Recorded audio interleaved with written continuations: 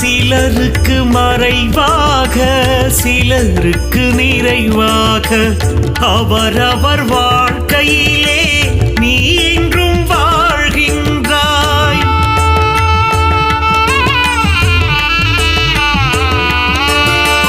சுயநலம் துளியின்றி சொந்த சுகம் ஏதுமின்றி எதிர்மாயை நீ களைந்தே எதிர்காலம் வாழ்கின்றாய்.